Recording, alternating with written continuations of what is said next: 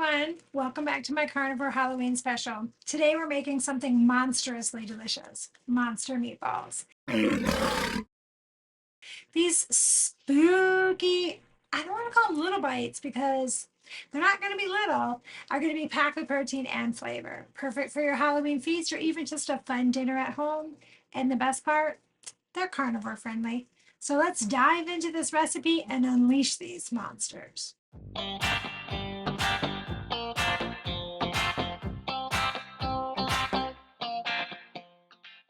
Hey, welcome back to my Carnivore Kitchen. We are on week 2 of our spooky fun Halloween recipes for your spooky fun Halloween feast. Today, we are going to make monster meatballs. They are monstrously delicious. I have made similar meatballs in the past. We are going to make a little fun twist to it. This is what you're going to need right here. You want to preheat your oven to 400 degrees. You are going to need ground pork and ground beef. I have 2 pounds of each because I'm doubling this recipe. I have a house full of boys.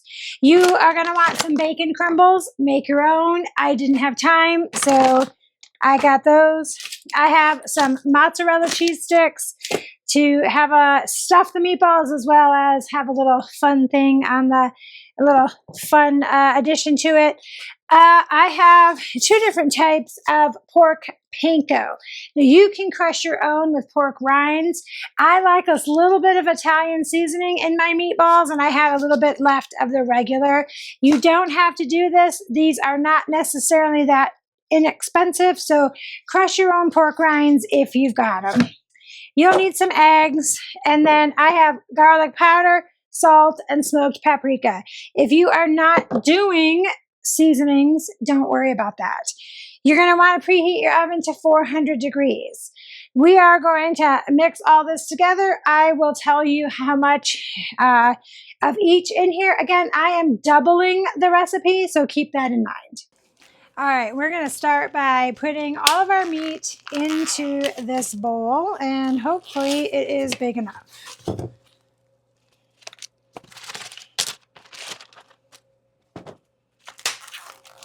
Again, I'm doubling the recipe. This really would only call for 2 pounds of meat, but I have to make it for a family of a bunch of boys.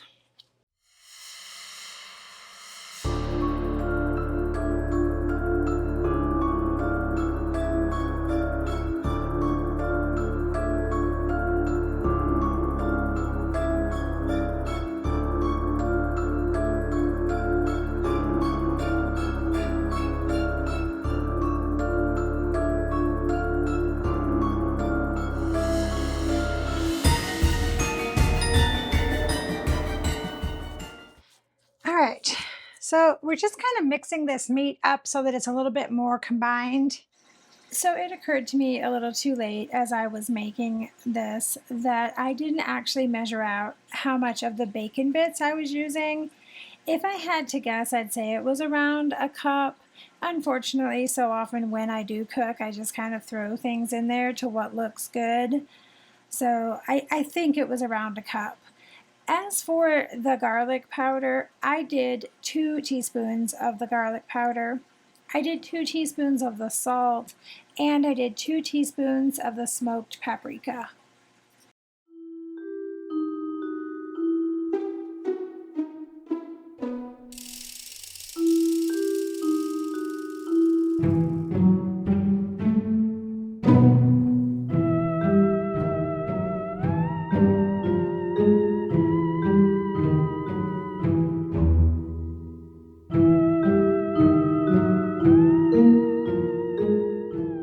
Pork panko, I actually went ahead and did a half a cup. I had a little bit of the regular pork panko, and then I just did the rest of it with the Italian. It is a half a cup though.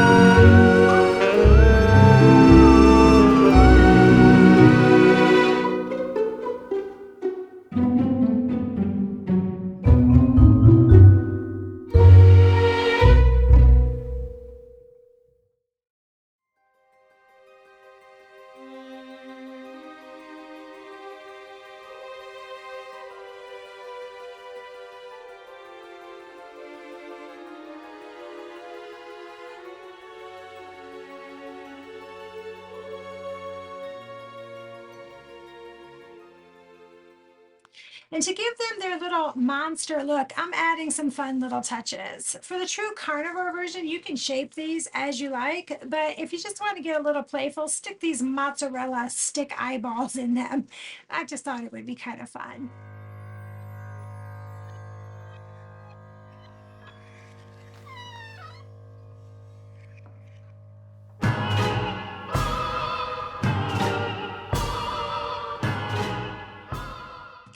Now that our monster meatballs are all shaped and ready, it's time to bring them to life. We are going to cook these in the oven at 400 degrees for about 20 to 25 minutes until they are golden brown and crispy on the outside. All right, let's take a quick break from the monster making to talk about the science behind getting these meatballs perfectly juicy and tender, because no one likes a dry, tough monster, right? I got a cat in my lap, you guys. So if it looks like I'm sitting really uncomfortable, well, that is why. So let's ask the big question. Why do some meatballs end up super tender and juicy while others come out dry and crumbly?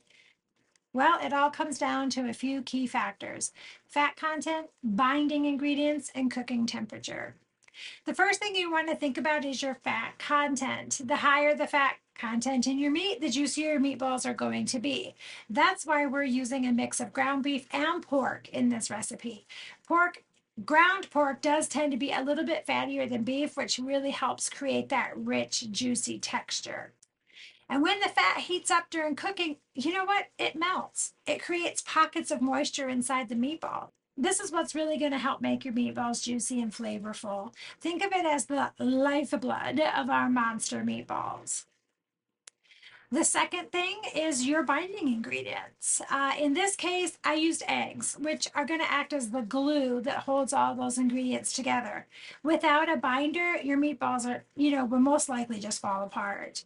Eggs also help trap moisture, though, so that helps give those meatballs that soft, bouncy texture. If you've ever had a meatball that crumbles when you cut it into it, it's likely because it was missing or didn't have enough binding in it. Think of eggs as our monster glue, holding all these guys together while also making sure that they stay juicy and tender. And finally, cooking temperature. Just like our zombie ribs, low and slow cooking helps keep the meat tender. But for meatballs, you're going to really want to hit that perfect internal temperature without overcooking them. That's why you can bake your meatballs between 375 and 400. That tends to be just the right heat to cook them through without drying them out. If you do cook your meatballs too quickly or at a higher temperature, you're going to risk drying out that outer layer while the inside might still be undercooked. But if you take your time and you bake them just right, you'll have perfectly brown meatballs with a juicy center, just the way our monster meatballs should be. And there you have it, the science behind juicy, tender monster meatballs. Lots of fat for flavor, eggs to bind everything together, and just the right amount of heat to cook them to monster perfection. So now let's get back to cooking.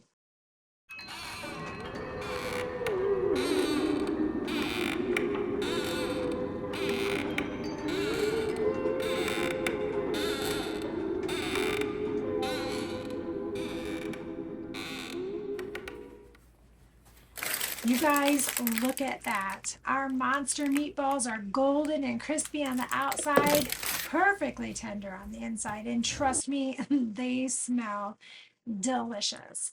Like a monster feast in the making.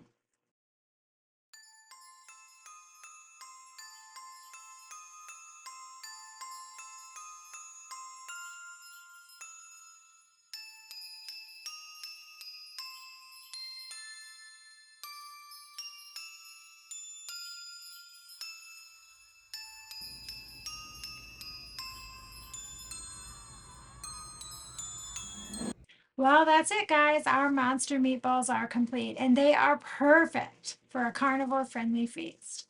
Whether you're serving them up for a party or you just want something spooky for dinner, these meatballs will not disappoint. If you like this video, make sure to hit the like button, subscribe, and comment below what Halloween dish you want to see next. Thank you so much for watching, and I'll see you in the next video. If the monsters don't get me first.